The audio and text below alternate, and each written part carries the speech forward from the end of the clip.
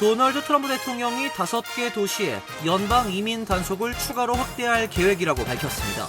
대통령은 이민자 단속에 조금 더 부드러운 접근이 필요할 수도 있다고 말했지만 매우 위험한 범죄자들을 상대하고 있다며 강경 기조는 유지했습니다.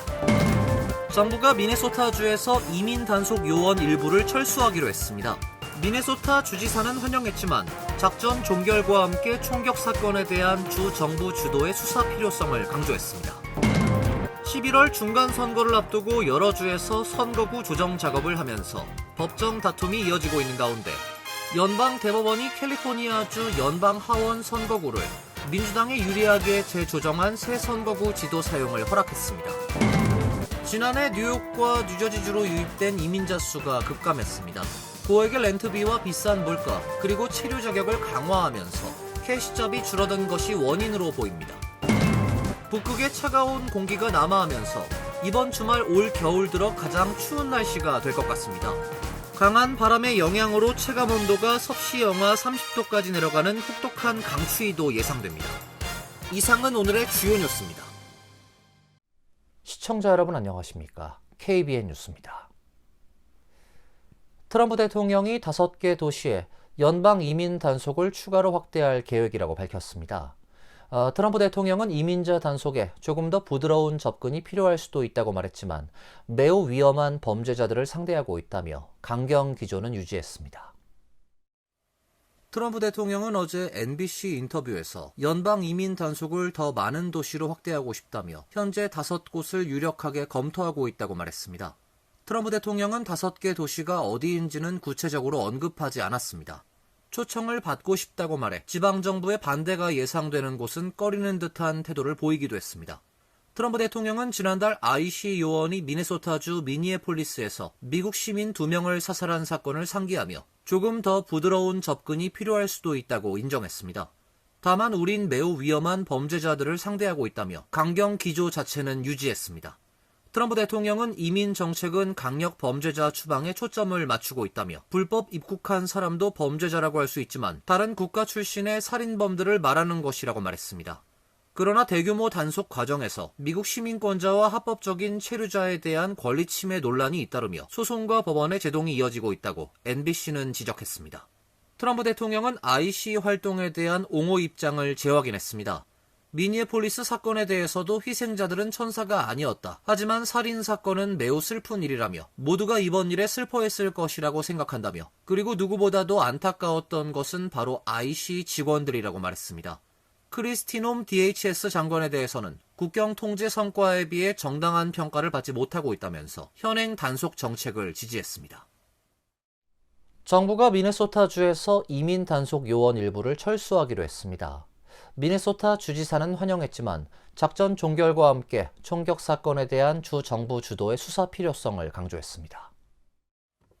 정부의 국경차르인 톰 호머는 어제 전례 없는 협력 강화의 결과로 더 적은 공공안전 요원들만으로도 업무를 할 수 있게 됐고 안전한 환경도 조성됐다며 오늘부로 법 집행 인력 700명을 철수할 것이라고 밝혔습니다.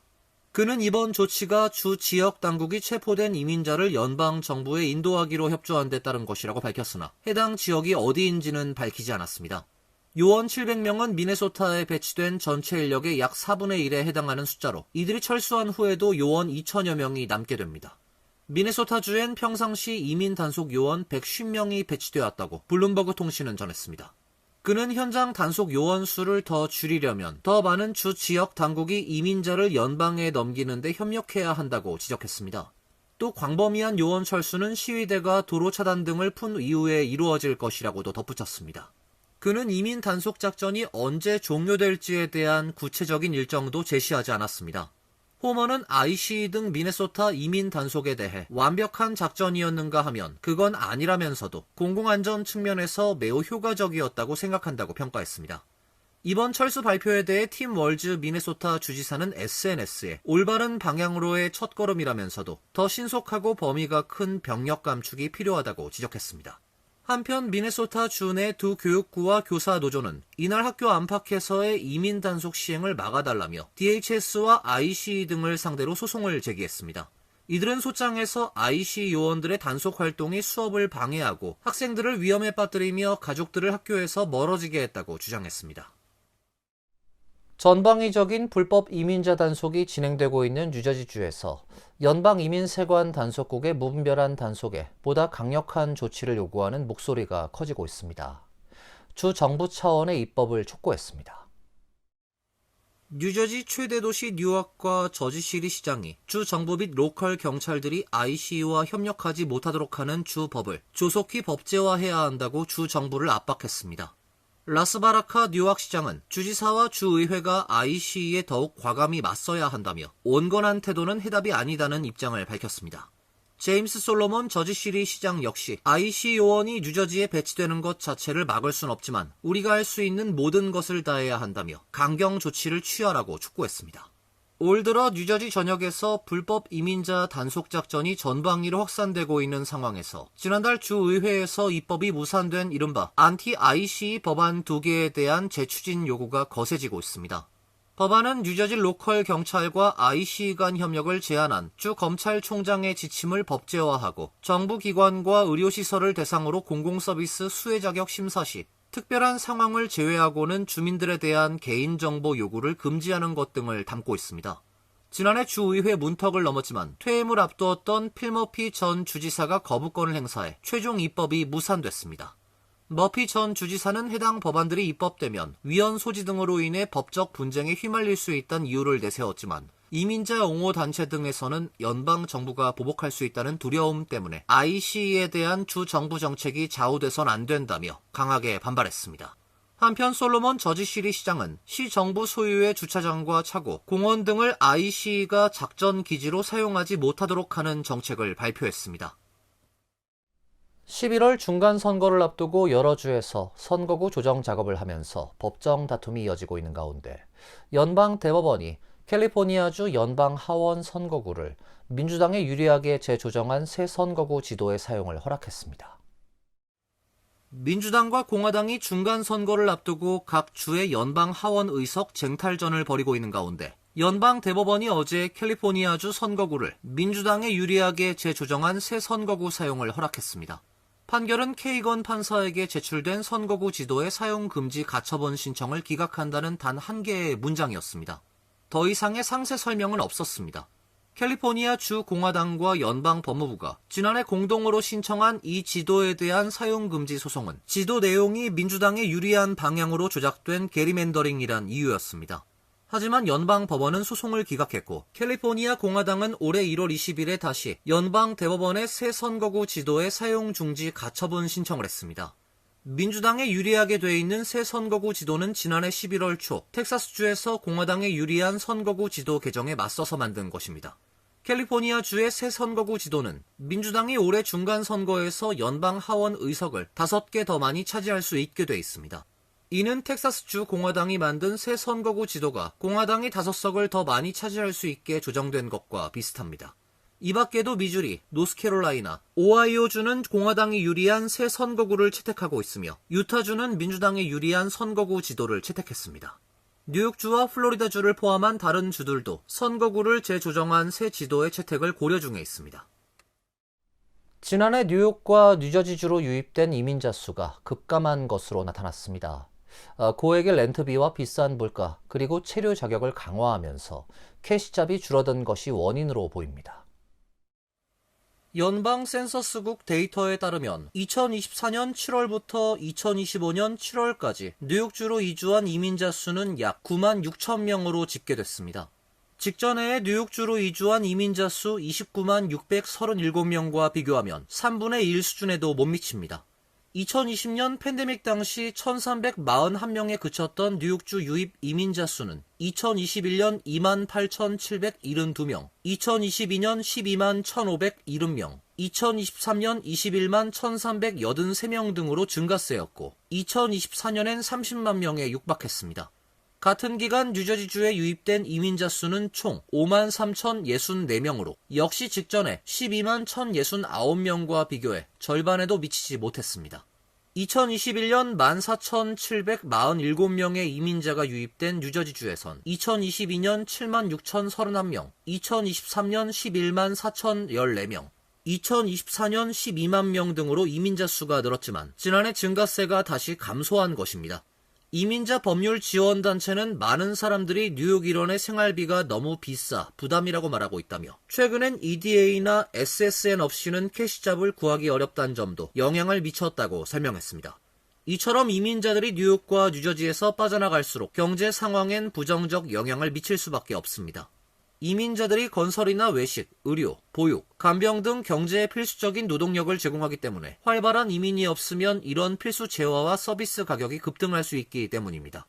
수세기 동안 뉴욕은 이민자들의 중심지로 알려져 왔습니다. 센서스 자료에 따르면 뉴욕주 거주자 중 약 460만 명이 외국 태생이며 그중 약 310만 명이 뉴욕시에 거주하는 것으로 파악됐습니다.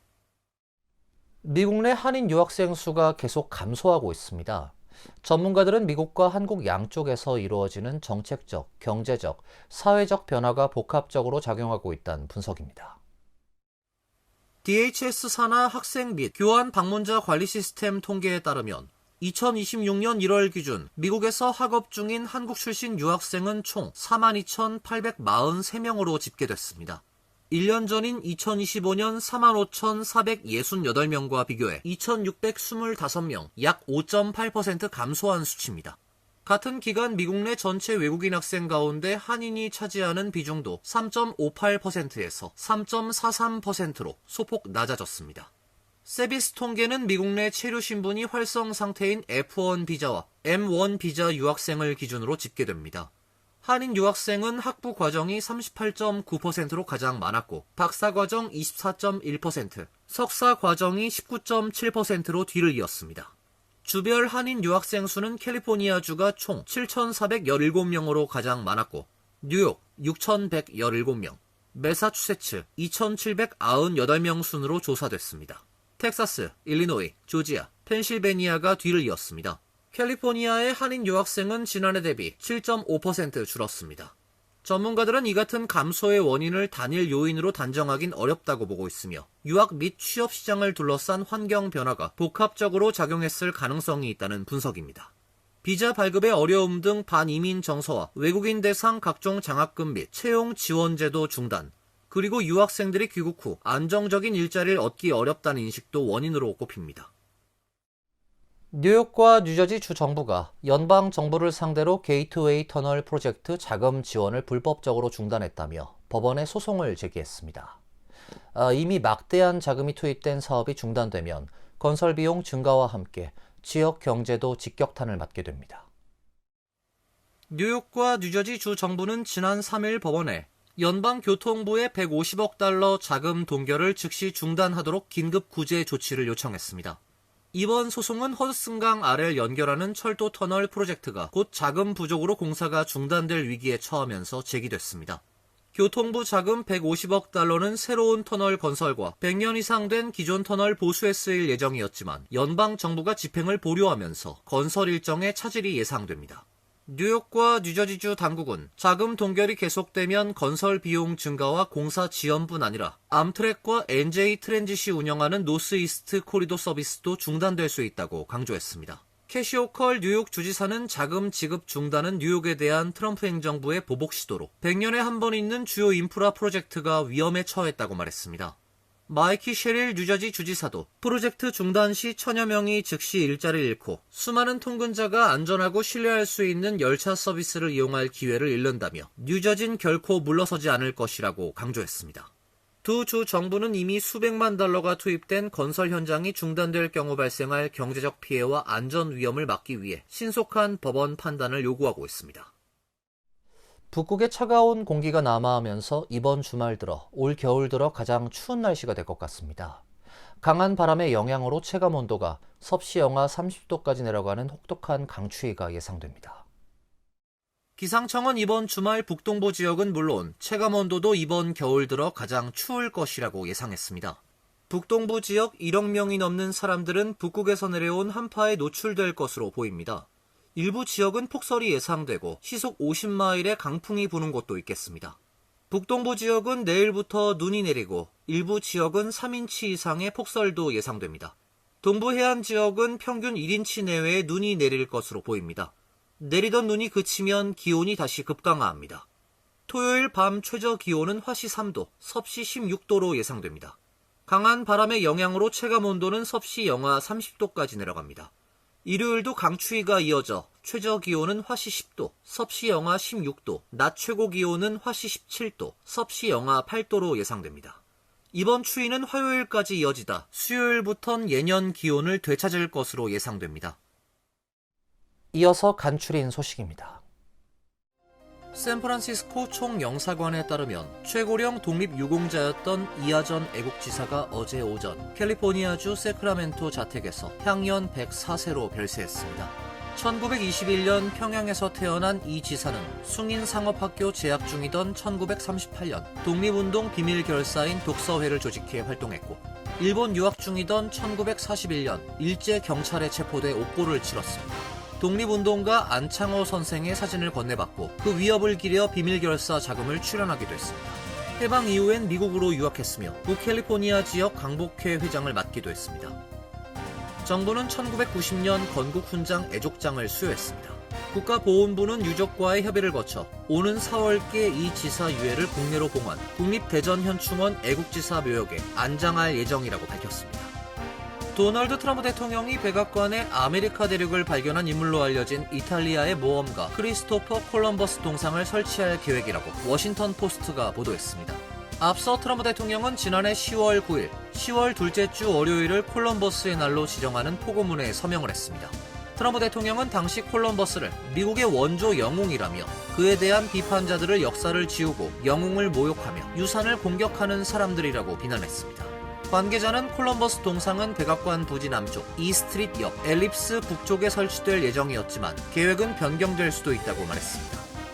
USC는 어제 성명을 통해 대학 이사회가 김병수 임시총장을 제13대 총장으로 만장일치 선임했다고 밝혔습니다. 이사회는 선출 과정 전반에서 김 총장의 리더십에 대한 폭넓은 신뢰가 확인됐다며 급변하는 고등교육 환경 속에서 USC의 도약을 이끌 차세대 리더라고 평가했습니다. 김 총장은 지난해 7월 1일부터 임시총장으로 학교를 이끌어왔습니다. 재임 기간 동안 학과, 단과대학 간 공동 연구를 확대하고 교수와 학생 간 공개 토론을 늘리는 데 주력했습니다. 김병수 총장은 이사회가 보여준 신뢰에 깊이 감사한다며 학문적 탁월성과 혁신적 연구, 글로벌 영향력을 바탕으로 미래를 주도해 나가겠다고 밝혔습니다. LA 출신인 김 총장은 하버드대에서 학사와 법학 학위를, 런던 정경대에서 석사 학위를 받았습니다. 김 총장의 부모는 한국계 이민자로 두 사람 모두 USC에서 대학원 과정을 밟았습니다. 캐시 호컬 뉴욕 주지사가 올해 주지사 선거를 앞두고 새로운 부지사 러닝메이트로 에이드리언 아담스 전 뉴욕시 의회 의장을 지명했습니다. 퀸즈 출신 민주당 정치인인 아담스는 2022년부터 2025년까지 뉴욕시 의장을 지내며 주거안정과 공공안전 강화, 교육 예산 확대 등을 핵심 의제로 추진해온 인물입니다. 지역사회 기반의 실용적 리더십을 바탕으로 당내에서 폭넓은 지지를 받아왔습니다. 이번 지명으로 호컬과 아담스 조합은 뉴욕 민주당 역사상 처음으로 주지사와 부지사 후보가 모두 여성인 전원 여성 티켓을 구성하게 됐습니다. 이들이 본선에서 승리할 경우 뉴욕 최초의 흑인 여성 부지사가 탄생하게 됩니다. 환율과 증권 소식입니다.